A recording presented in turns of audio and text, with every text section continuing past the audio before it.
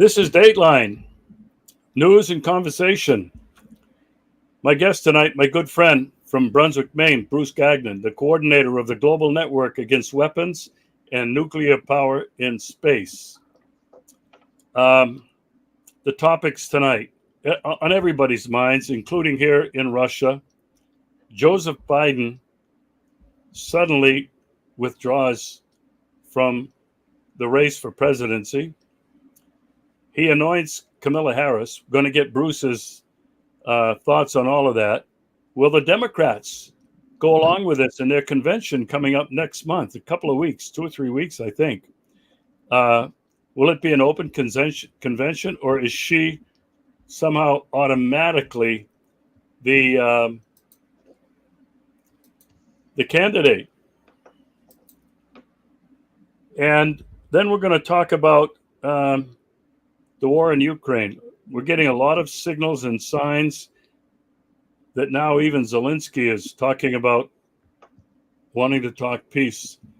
I don't know if he's raising the white flag yet. He should raise the white flag. And then we're going to talk about Netanyahu in Washington, D.C. again. You can't believe they're letting him do it again, addressing the United States Congress in the huge protests yesterday and today in Washington. Bruce, welcome back to the show. Good to see you, Regis. Thank you for having me on. Oh, boy. It's always a pleasure. Let's start with Bruce. It's a shit show. Excuse my language, but it's not a three-ring circus anymore. It's not a carnival. What we're seeing unfolding in front of our eyes is unbelievable. Joe Biden suddenly withdraws, comes down with COVID, hides out in his basement, poop, deja vu again, and he anoints Kamila Harris as the candidate. What are your thoughts on this, Bruce? I mean, this is totally insane as far as I'm concerned.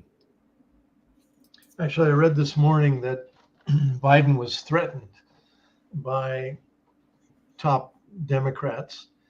I guess they got enough goods on him that if he didn't resign, that they would, or say he wasn't going to run. He hasn't resigned yet. He's going to supposedly carry out the rest of his time in office, which I can't imagine how he's going to do that. But it doesn't really matter because he hasn't been acting president for a long time. Blinken and Sullivan and the rest of the neocons, they've been running the show all along anyway. So they'll continue to run it till the end of this administration is up. But anyway, they threatened him, told him that if he didn't pull it, if he didn't walk away from the re-election, that they would basically smear him with all the goods they had on him. So I guess that scared him enough that he decided not to do it. Harris, she's getting the quick bump from all the liberal Democrats who were worried that they would lose the election with Biden in there. But I don't think the bump's going to last very long. Already, lots of young Black activists around the country are coming out saying that Harris is a cop. She's got a long, terrible track record when she was in California as the state attorney general, when she arrested mothers of kids that were skipping school, put the mothers in jail. There were young men, Black men in jail who their sentences had run out, and she wouldn't release them from jail because they were doing cheap labor for various corporations inside of the prisons.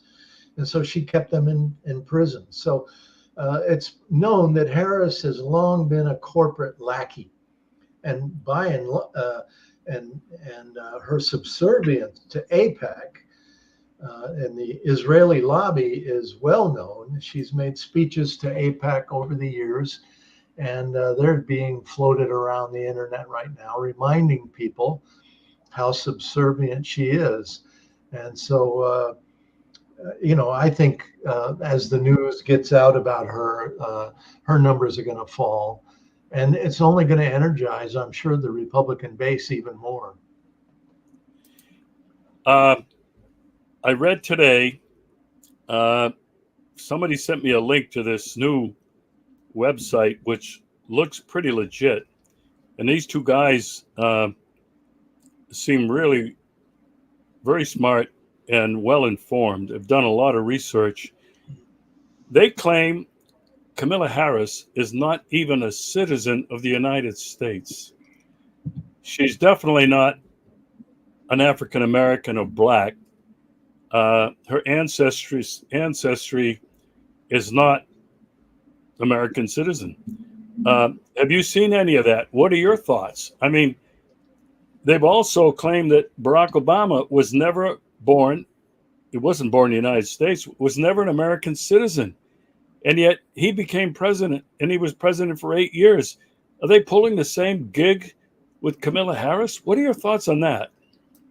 I don't have any thoughts. I don't know anything about it, and I don't like to spread speculation unless I know it's true. So I don't want to comment on that. I don't. Yeah. There's no reason Okay. to comment on Yeah, that's fair. I just know that a lot of stuff that I'm seeing now on social media is really going after her background. How she has been a corporate shill, and how she really is not very smart. She's being mocked ridiculously for these stupid, inane rambles that make absolutely no sense at all. But here's the question that I have for you, and I think a lot of people have. Do you think that she is automatically now the Democrat candidate for presidency of the United States, or do you think there's something else going on and that it will be smoking cigars and backroom deals come the convention in a couple of weeks? I think it's probably likely that they've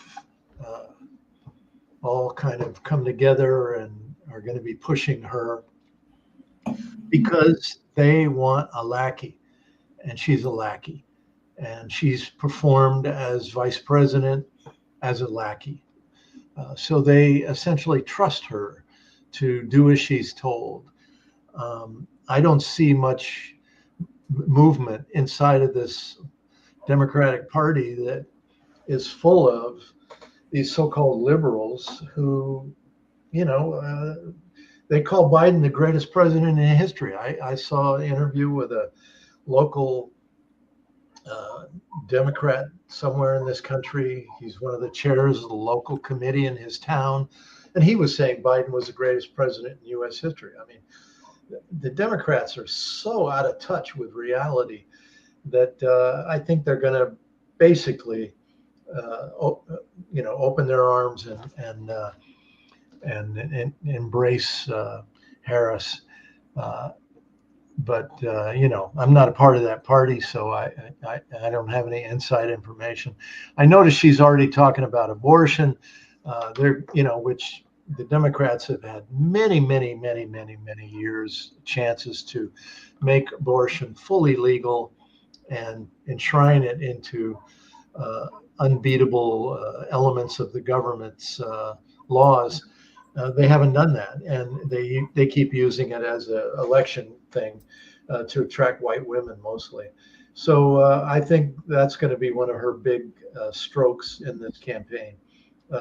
The question of who's going to be the vice president, I wouldn't doubt that they pick the woman governor from Michigan to be the vice president. There's been a lot of talk about her because they might want to try this all-woman ticket kind of thing as a way to try to swing this thing over to victory by, really just getting all the liberal women in America on board, that kind of thing. So anyway, but I don't know that for sure. But that's my gut feeling right now. But we'll see. Anyway, I just think it's going to be a total defeat for democracy. Mm-hmm. How can the Democratic Party claim that they believe in democracy when, first of all, Biden didn't have a real primary season? They didn't allow anybody to run against him. All right. and they threw RFK out of the party when he tried to run against Biden. And now, Harris, when she ran for president the first time, she got nothing. She got no support whatsoever. She didn't earn one delegate. People, her campaign was over real fast. So I think she's going to attract a lot of disdain from the around the country as things go along. This was my thought.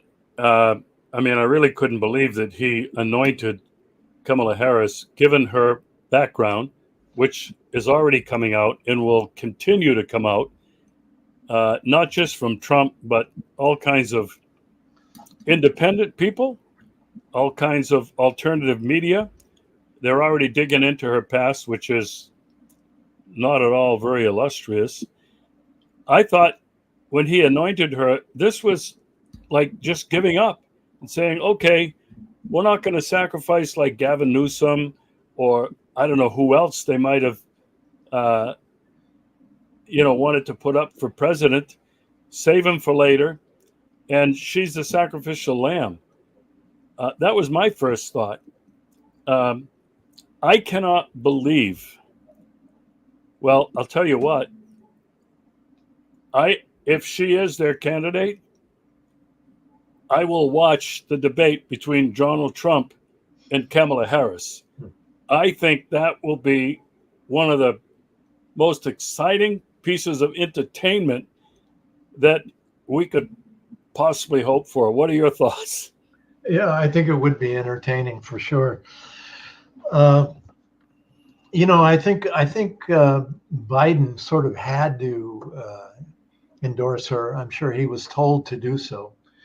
They're trying to make it quick and easy and build this excitement and move on real fast. So I think they really don't want to have an open convention where people could argue with each other and make claims for other leaders. They don't want any of that because they can't control that. Right now, they're in total control mechanism. It's a corporate party and with a corporate message and with corporate leadership doing things only benefit corporations, the worst corporations in the world, the military industrial complex, the banksters, pharmaceuticals, agribusiness, GMO companies. This is who runs the Democratic Party and the Republican Party, frankly.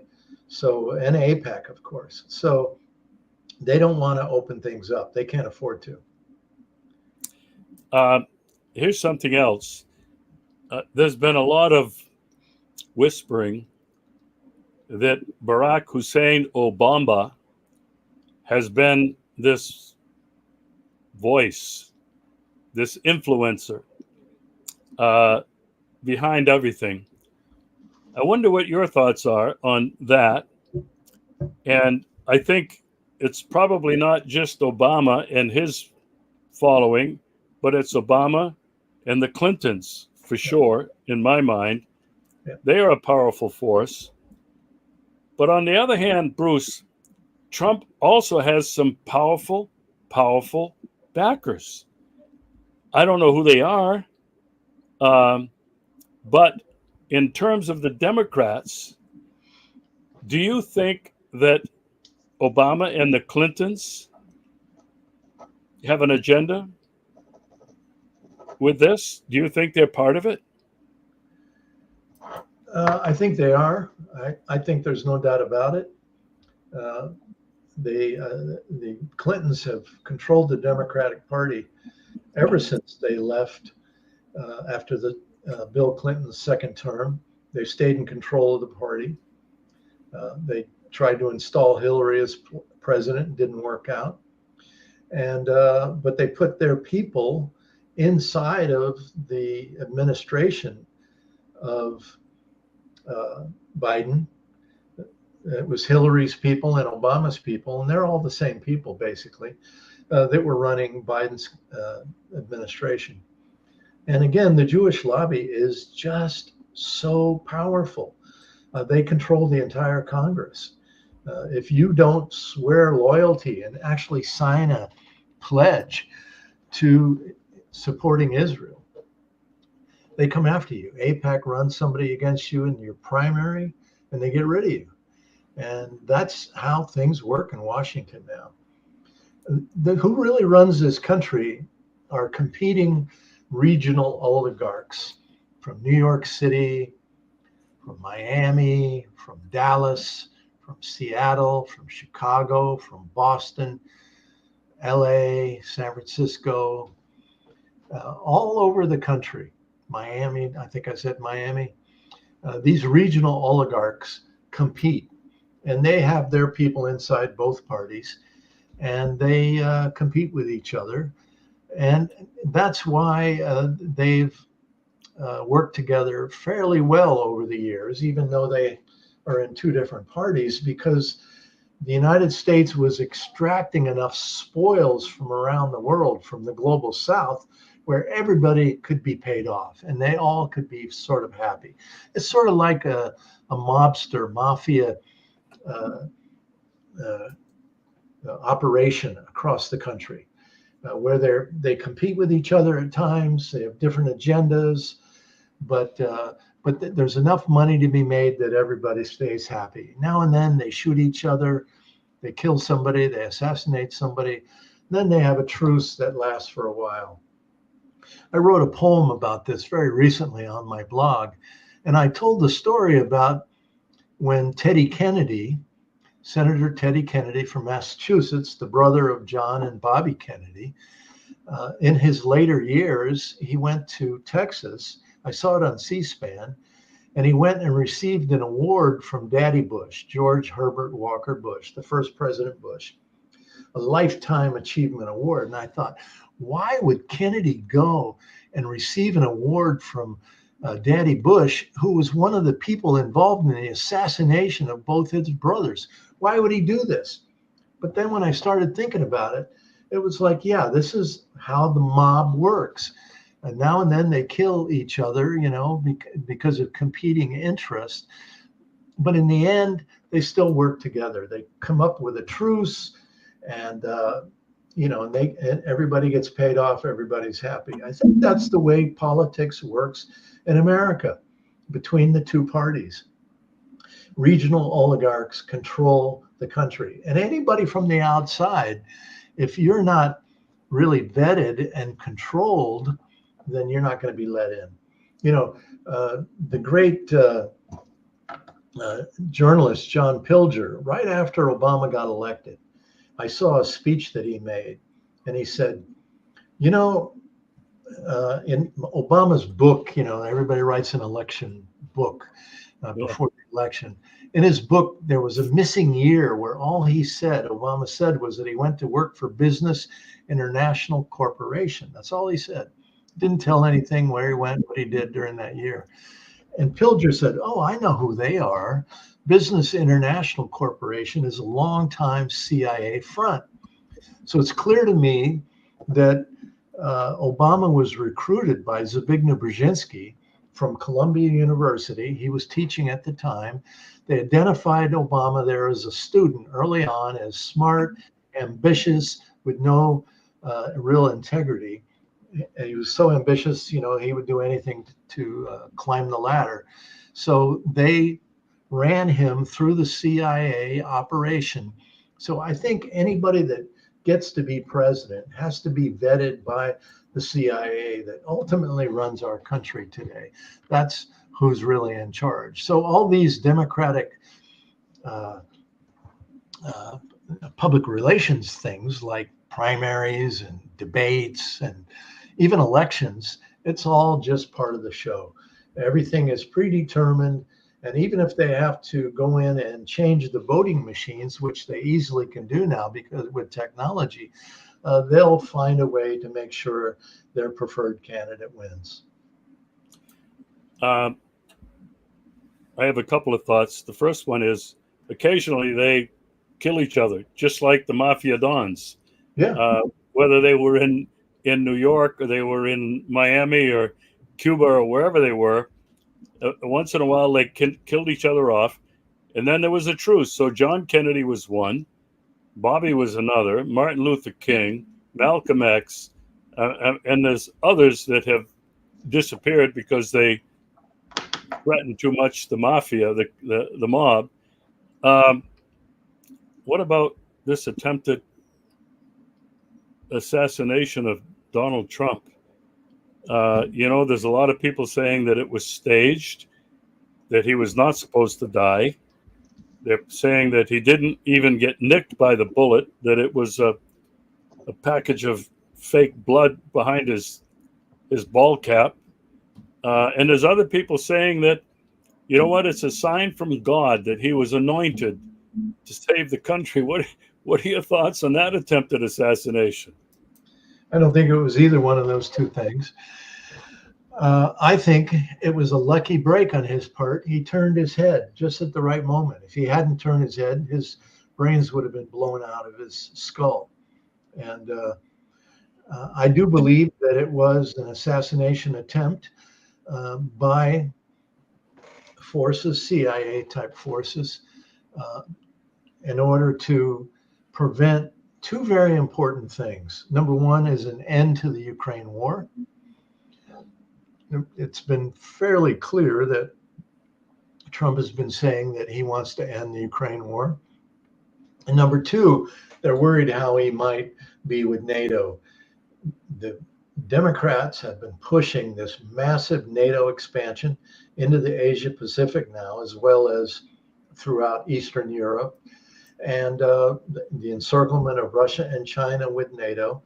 And they want a war.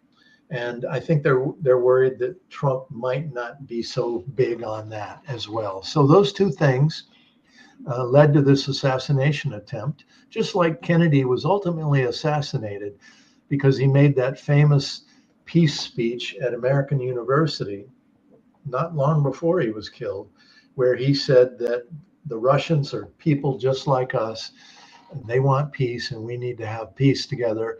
We should stop trying to be the big, the king of the hill, so to speak. So he was killed for that reason. And I think the attempt on Trump's life was for a similar reason. He wasn't going to carry out the full program as he's been instructed to do.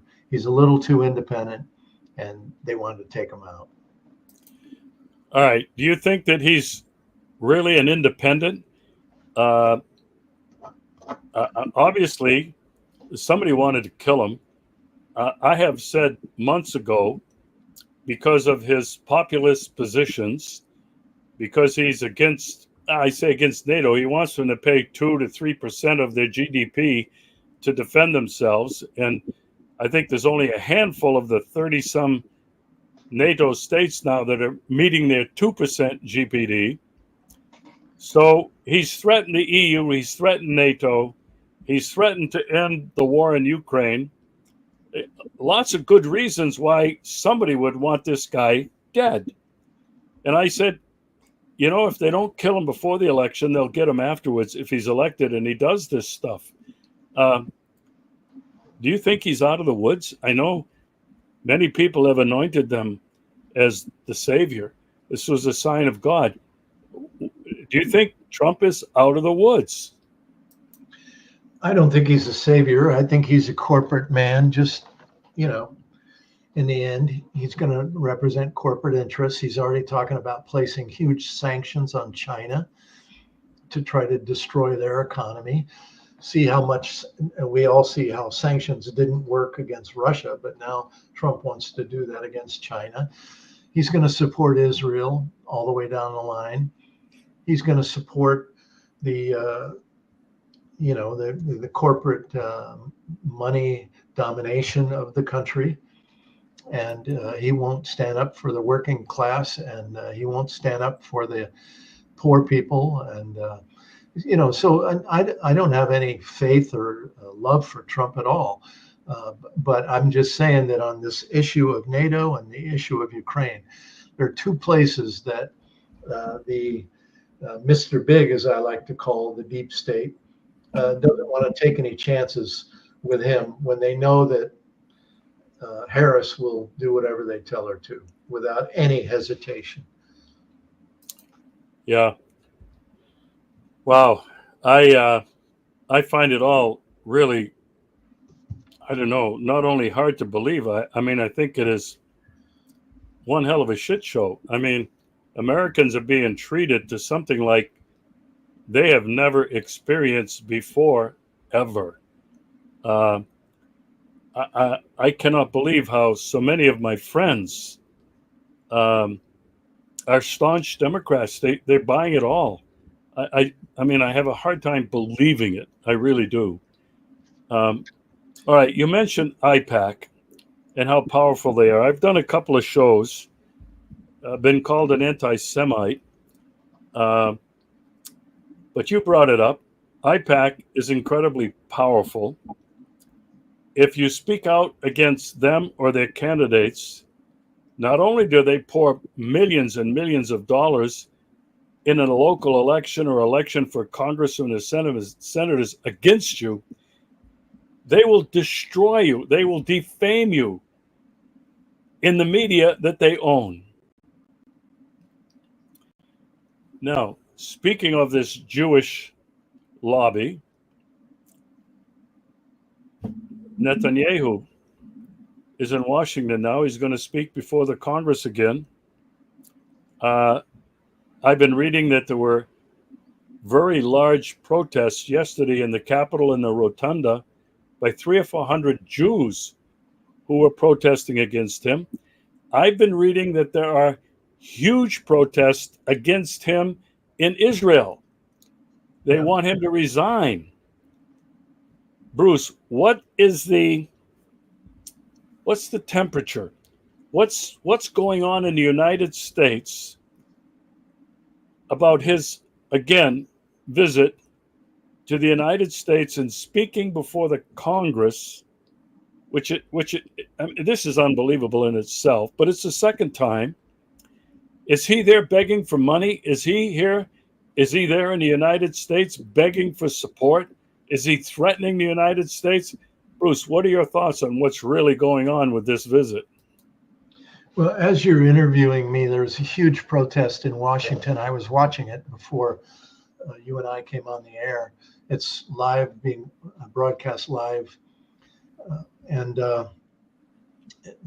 in the background behind the stage, you could see the Capitol, where Netanyahu will or has already spoken at that point. I think his mission is to essentially rub it in our faces. I can do whatever I want. I can kill as many Palestinians as I want. You can have the International Court of Justice declare that I'm a criminal, but it doesn't matter. I can go to the United States and they won't even arrest me. Nothing can happen to me. I'm king. And so it's an arrogance. And I'm sure that in his meetings with probably Blinken and others inside the administration, Zionists like Netanyahu, there's a difference between the 300 or 400 Jewish people, Jewish activists that were arrested yesterday in the Rotunda. And they're not Zionists, they're anti-Zionists.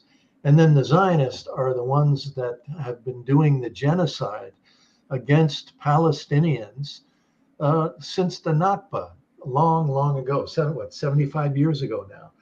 So it's never stopped.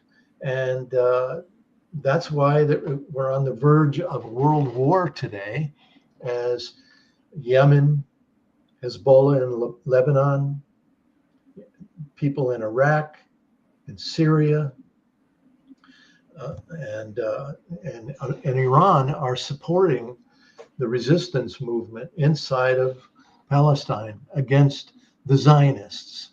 So, my grandfather was Jewish, and he hid his Jewish identity when he came from Italy to the United States. So I'm not anti-Jew in any way. I have great love for many things about the Jewish culture in its best sense, but Zionism I detest, and I will always fight against and speak against Zionism. And AIPAC, that, as I said earlier, controls our Congress and basically controls the White House now too, is a Zionist organization, and we must name it, call it out, and work against it. Absolutely. While we are on the topic of Zionism, Jews, Israel, you know, the Houthis have been, I don't know how they still survive after the United States and others have been, bombing the hell out of them almost every day, but they continue to disrupt shipping. They continue to get through the Iron Dome and attack places, even in Jerusalem. Not only that, but I'm reading today that, I don't know who was it, if it was the PLO or Hamas or somebody also struck deep into Israel. It's very well known, I think, you can find it almost anywhere, that Israel economically is in a free fall, a collapse, because of the shipping. Nothing comes in, nothing goes out without getting disrupted. They have called up so many people to serve in the IDF who have been doing jobs that are important for Israel's economy, their industry.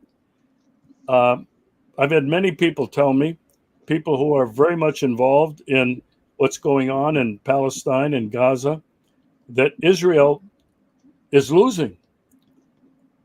What are your thoughts from where you sit? Do you think, and this is the big question, do you think Israel can survive when the rest of the world is looking at Israel and the United States and condemning them? And Israel has been condemned just about everywhere. What are your thoughts? Well, I think Israel is destroying their own country, and I think they're going to have a very difficult time. I don't know what the future will bring. I don't have a magic ball to predict, but I think they're in big trouble. Their economy is, as you say, faltering badly. Although some countries like Jordan, for example, are allowing other countries like Turkey and UAE to slip some supplies into Israel through Jordan. So Jordan is really a very complicit, weak country run by this king appointed, this kingdom of Jordan appointed by the British many years ago. So I hope their country falls under the pressure of all this too, because that government needs to be replaced. Can't even really call it a government. But anyway, so I think Israel's in big trouble. The world has turned against them, and as they continue daily now to continue to kill innocent civilians. I mean, they run from one part of Gaza to another. The people do. They hide. And they keep getting bombed everywhere they go. They're told to move there. They move there, and they get bombed. So it's brutal. Russia has been accused of all kinds of crimes that they haven't done, and Europe put all kinds of sanctions on them and kicked them out of the Olympics and everything else. But Israel, are they going to get kicked out of the Olympics? Are they going to get sanctions from Europe? Come on, give me a break. It's ridiculous the way the European Union is defending Israel. And so I think the European Union, NATO, and Israel are all going to suffer because of the bad image that they're giving themselves over this whole genocidal affair. One of the things that's very interesting, I've been seeing it posted numerous times in the last couple of days.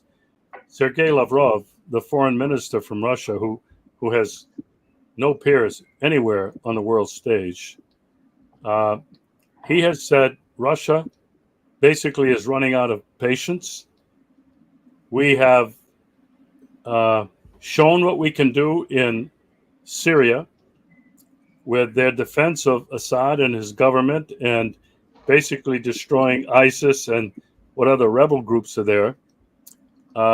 He basically said, as I read and interpreted this, we're about to do something. Our patience is running out with what's going on in Gaza. What are your thoughts on that?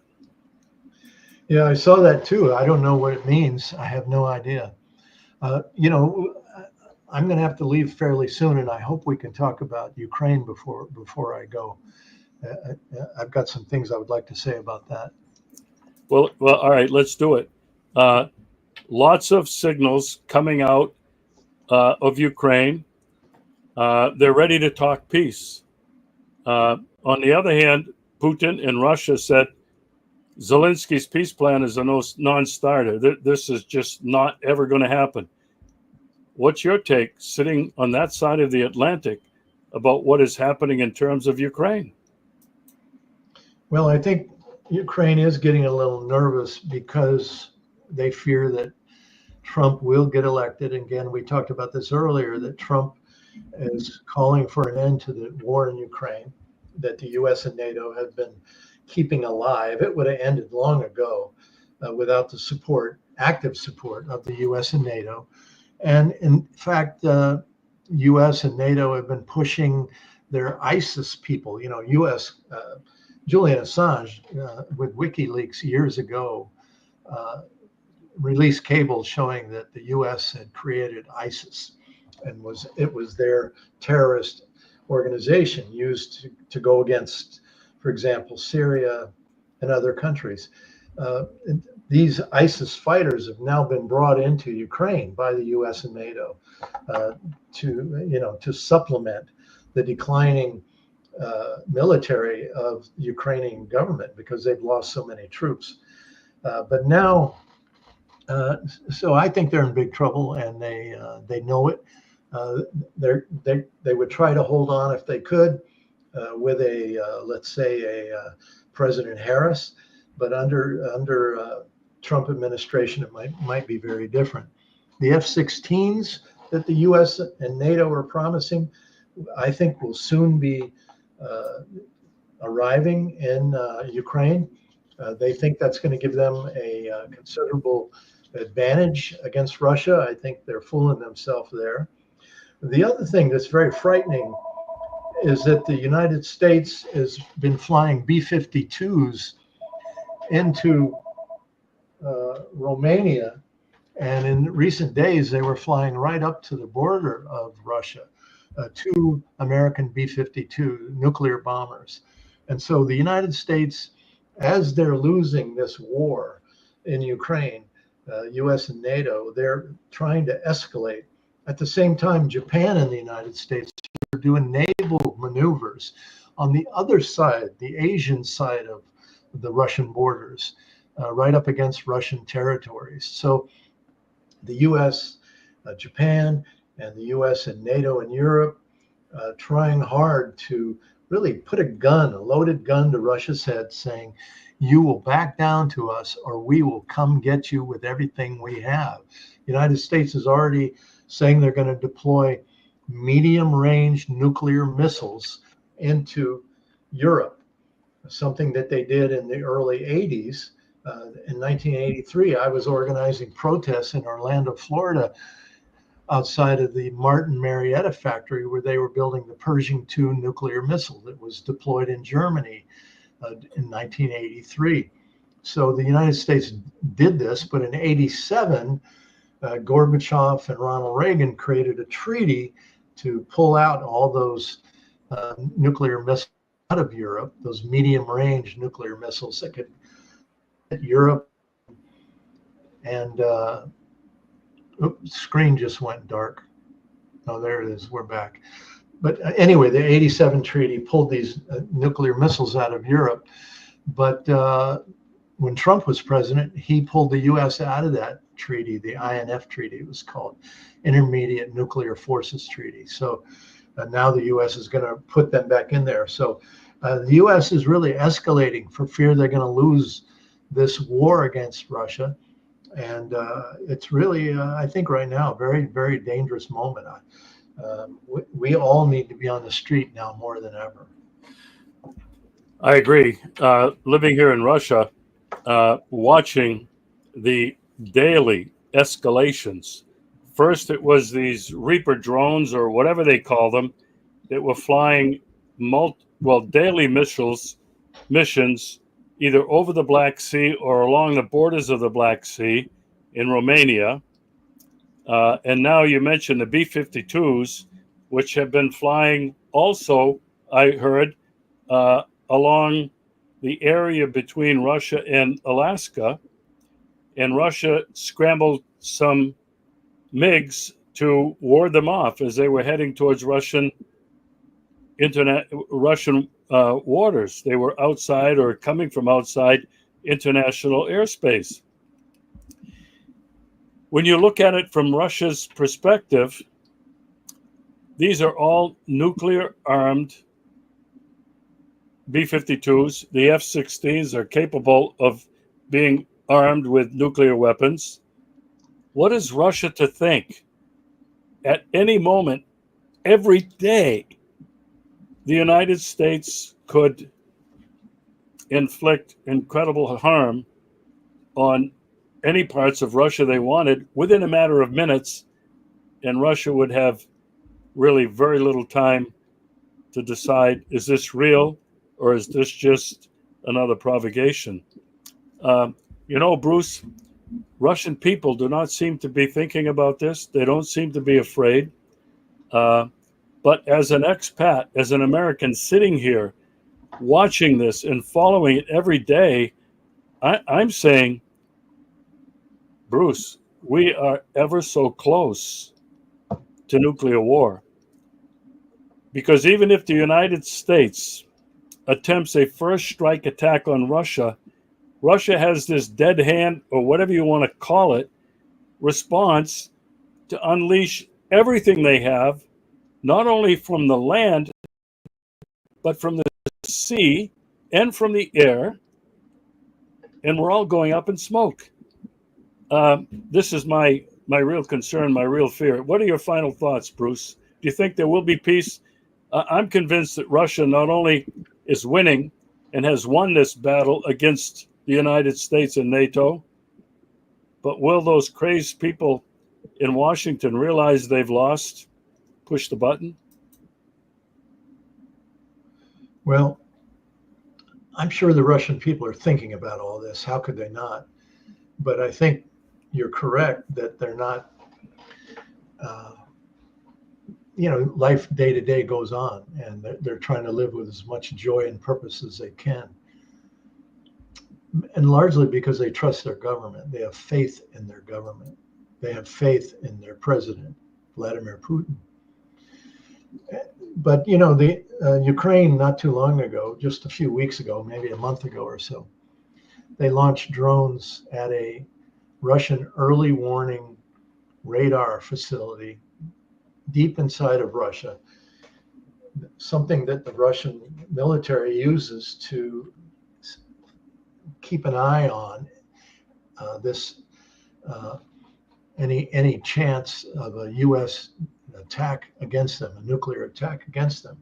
So the fact that Ukraine, with NATO help, I'm sure, for targeting and everything else, using space technology to help them carry out this drone attack, they're sending a warning to Russia that we will take out your early warning system before we do a first strike attack. That'll be part of the first strike attack. So Russia is indeed literally on the edge, and they know it. And this was what makes this moment so dangerous for us. People in the United States particularly really need to get on the ball. And it's just a shame that so many have remained silent, especially the so-called liberal Democrats, whose party is behind all of this madness today. Regis, I'm sorry I'm going to have to leave, but thank you very much for inviting me. Yeah, and thank you, Bruce. It's always great to get your insight on these threatening and global events. Take care, my friend.